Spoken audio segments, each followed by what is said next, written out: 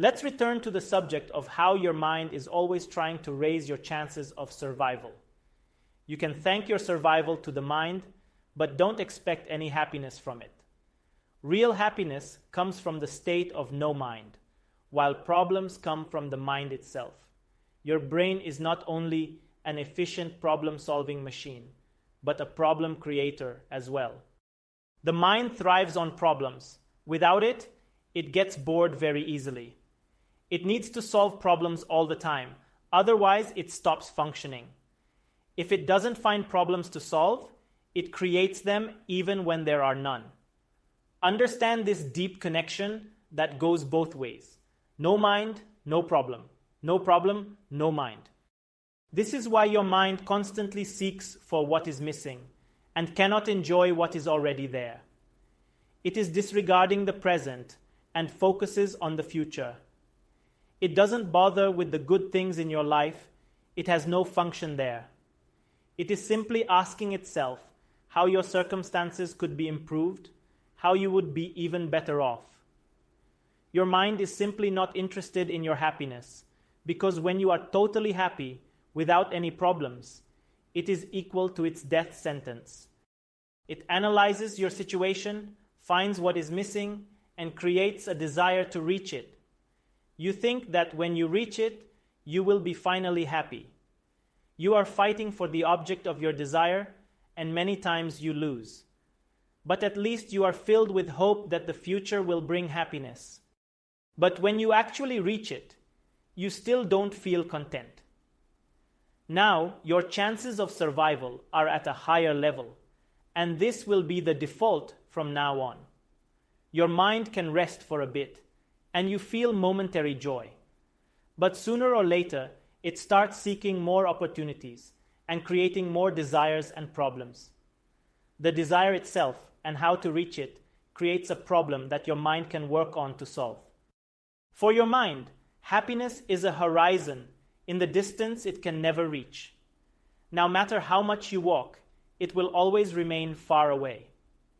Even if you become the healthiest and wealthiest man in the world, you will still want more. More is the mantra of the mind, and it will never be enough. This is a vicious circle, and this way you can never reach happiness. You have to understand this process and be very conscious about it. Start to focus on what you already have instead of thinking about what is missing. You can be grateful for so many things, but most of all for being alive.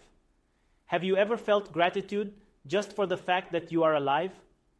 Think about all the things you can be grateful for. Notice them every day. Don't allow the mind to make you take the good things in your life for granted. Enjoy the present moment. Don't throw it away for the sake of the future. Live your life as if every day was your birthday. Your present is the present moment itself. Your gift is your talent. Imagine a birthday where you receive precious gifts from all of your friends.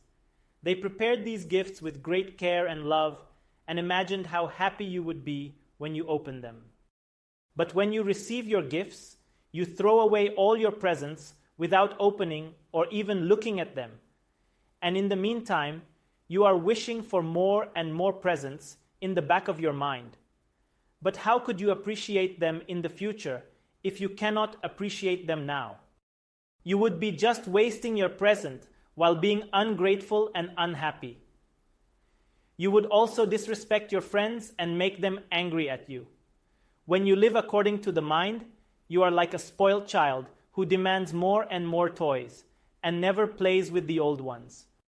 The truth is that you may be living your life just like this. The only difference is that the universe can never be angry at you.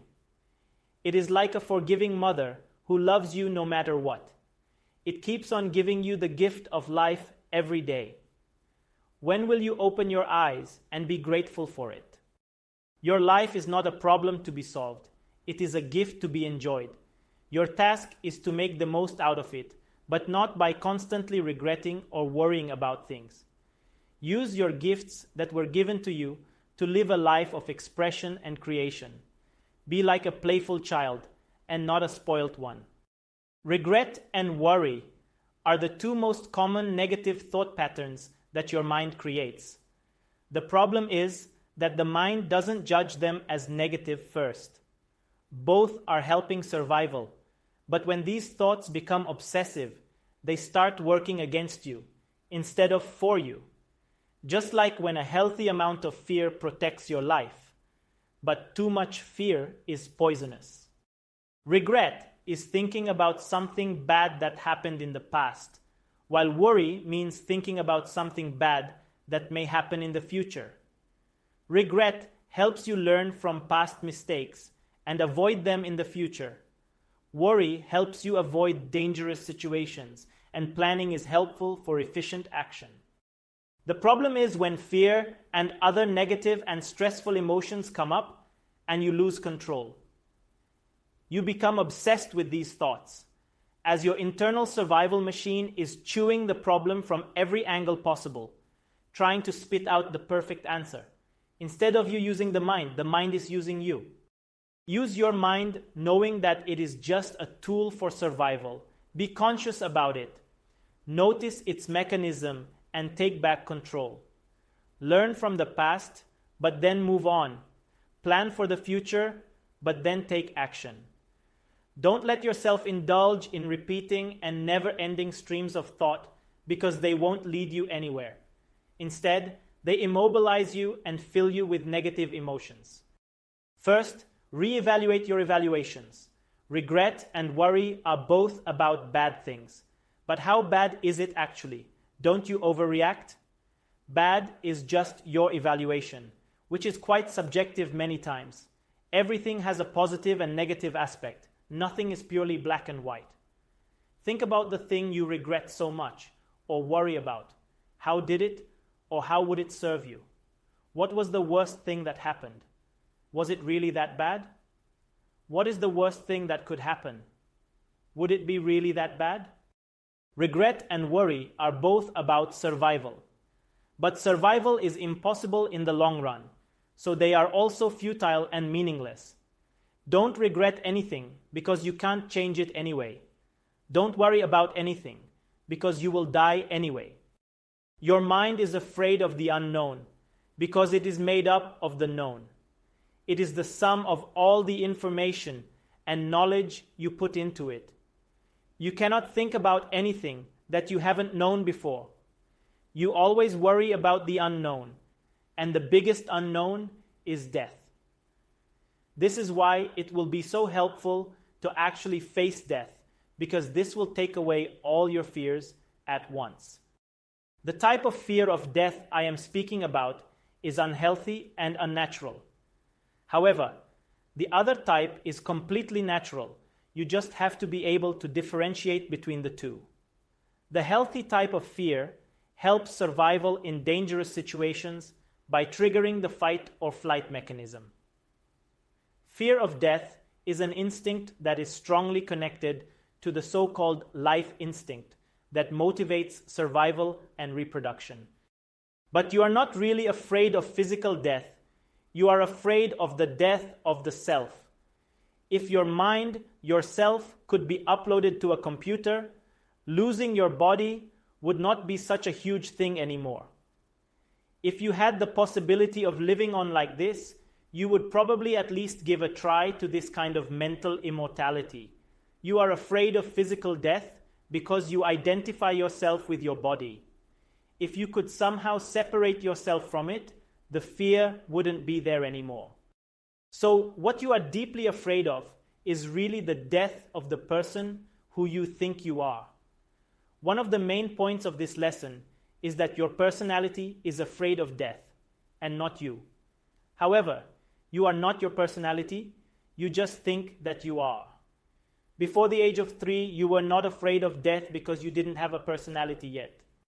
All your fears are coming from one fear. You are not afraid of scorpions, of heights, of flying, of violence, of snakes, or of darkness. You are only afraid of death. More precisely, you are afraid of the death of the ego. That is why some people are afraid of public speaking equally as death. If something goes wrong, the negative opinion of the audience could destroy the ideas about themselves. If you erase the fear of death, you can erase all of your other fears at once. All the small things, all the small worries shrink to nothing in the face of death. Death helps set up the priorities in life. Why worry about anything when in the end you will die anyway? Relax in the knowledge that everything is fine and everything will be fine. Only humans are aware of their own mortality, which causes an unsolvable riddle for the mind. The mind serves our survival, but it knows that the task ultimately will fail. The ego cannot even guarantee its own survival. Therefore, the mind comes up with different tricks that look like solutions, but they are all really illusions. The first trick is to try to forget about death and sweep it under the rug. That is why in everyday life, you feel as if you would live forever. Even when you meet death in some way, you feel sorry for the other, but not always think that you could be the next. Only when death really touches your being do you remember your own mortality. You remember the unsolvable riddle again. You feel the emotion that you wanted to repress so much all of your life. Any emotion you repress becomes even stronger. The repressed fear of death starts to control your life without you even noticing it. When you repress death, you repress life too. Life is risky and dangerous, and you are afraid to lose it. So you choose a boring but secure life instead. You become afraid to lose your loved ones, so you prefer to suppress your love in the first place. By avoiding death, you are avoiding life too. You close yourself into a safe prison that defends you from both life and death. In the rare moments when you face death, you also glimpse how life really is. You feel the awe, the mystery, the preciousness, the sadness, and the happiness of life. Life is bittersweet because what we get is taken away. We can only really value life when we see its end. My most important teaching is to face death to live fully. By getting to know death, you will get to know life too. And by getting to know life, you won't be afraid of death anymore. The other trick of the ego is to attach itself to ideas. The ego itself is also an idea, so you can quite easily change it by complementing it with others. When the ego feels its own incompetency for deathlessness, it attaches itself to an idea bigger than itself, something that it thinks is immortal. People transcend and unite their personalities to make it stronger. That is how sports fan clubs, nations, and religious groups are created. Even though people lose their individuality, together they feel symbolically stronger. Their self-confidence increases because they feel their personalities are rooted in something bigger than themselves. However, this is the wrong kind of transcendence, because just like the personality, these ideas are only fake creations of the mind and can never be really immortal. So how is it possible to face the unbearable paradox of existence, the very tragedy of humanity, that you are alive, but you know that you are going to die? The book Denial of Death by Ernest Becker suggests that by denying the fact and giving your life symbolical meaning, you become immortal in your mind by becoming a hero and living on forever in the memories of mankind. He states that different cultures created different kinds of hero systems in which the members of society can feel that they are heroes who live a meaningful life. I feel he was fundamentally correct, but missed to see the larger picture. This is why he could not offer any resolution to the dilemma of the human situation. I feel that the real cause of heroism is not the denial of death, but an effort to prove your own existence. Proving to yourself that you are really alive is the core, and the denial of death is only a layer. But why would you need to convince yourself that you are alive? Because in this moment, you are living as a personality, and the personality is not real. Something that is not even alive cannot really die. You are afraid to die only because you are living as the ego, and only the ego is afraid of death. But deeper down, the ego is afraid that it is not even real. The ego knows it is nothing but an illusion. When this illusion is seen as the illusion it is, the ego dies. So the ego is trying to make everything in its power to keep the illusion itself alive. Deep down, you feel that you are not real, but you want to convince yourself of the opposite. Personality is a lie, but you want to believe in it because it is the only idea you have about yourself. Without this idea, you would feel lost. You would feel that you are a nobody. A positive ego can give you a very good feeling about yourself. It is easy to identify with it, and you see it as your biggest gift.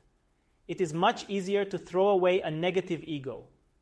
When you think you are bad, you are worthless, you see yourself as a burden. When this feeling becomes unbearable, you can suddenly snap out of the illusion of the ego. So I suggest you commit suicide of your ego and not your body. The only way to become somebody is to become a hero. You have to convince yourself of your own existence. That is why you need other people who acknowledge you. The ego feeds on the feedback of others. By becoming a hero, other people acknowledge your existence in a positive way. Truth doesn't need conviction, only a lie. When you want to convince yourself of a lie, you tell it to others.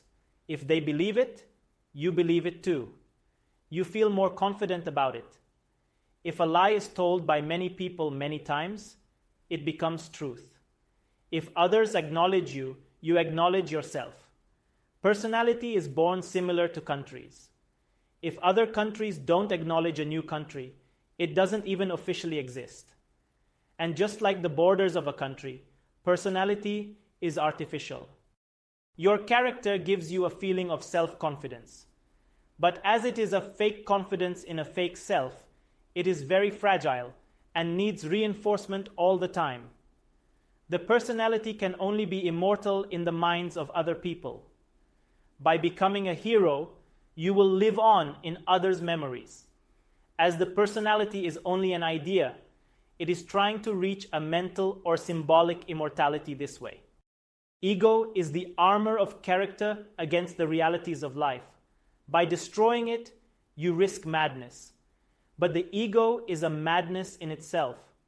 Only the quantity of madness separates normal and crazy people.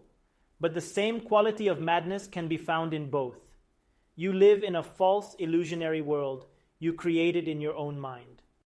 You create this illusion to defend yourself from feeling like a nobody, from feeling that your life is meaningless, from feeling that you are just an animal who will die.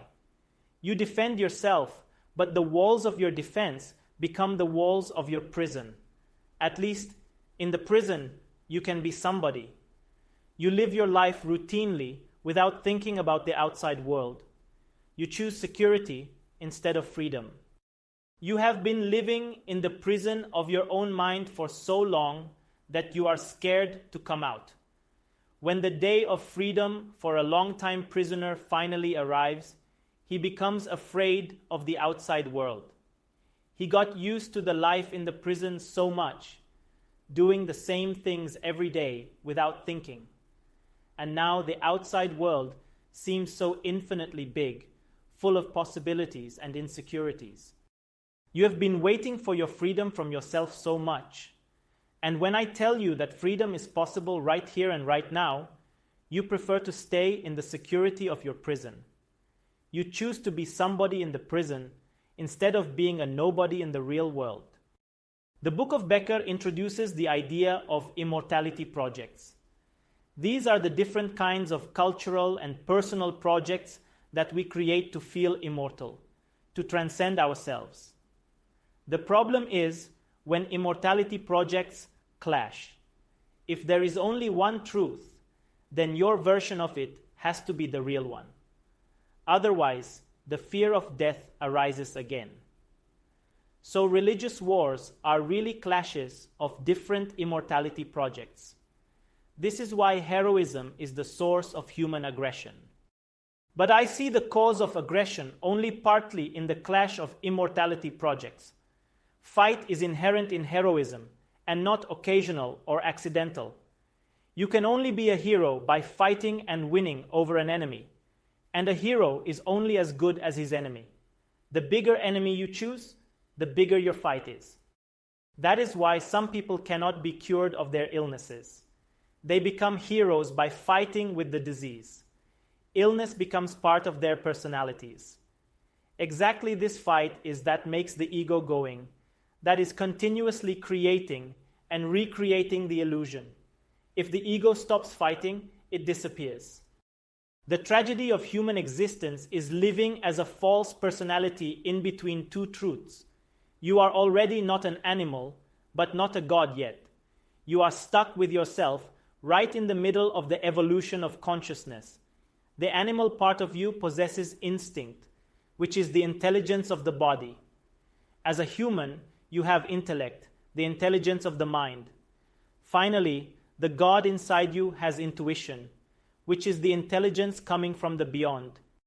As a baby, you do exist, but you don't know that you exist. The consciousness of a baby is similar to that of an animal, completely natural, real, and authentic, but unconscious. A baby doesn't have self-consciousness, which means that he doesn't have any idea of himself. That is why you cannot remember anything before the age of 4. A baby doesn't have a personal history because he is not yet a person. His story starts with the birth of his idea of himself. In fact, memories are not really memories of real events. You remember not the experience itself, but the story you tell yourself about the experience. That is why in almost every memory of yourself, you see yourself from the outside. Memories are your hero shots you collect in your mind. The next stage is the stage of the personality. Most people are stuck in this stage and remain here for the rest of their lives. You start to have a life, but this means really a collection of memories and ideas about yourself. As a personality, you believe that you exist as part of society. If you are brave and intelligent enough to see through the pre-made hero systems that society offers, you start your own individual journey in heroism. This is called the stage of the individuality. You create your own meanings and acknowledge yourself as a hero in your own system. While personality is a social ego, individuality is a personal one. But no matter which ego you choose, deep down, you know that they are fake. You know that you don't exist, but you want to believe that you do.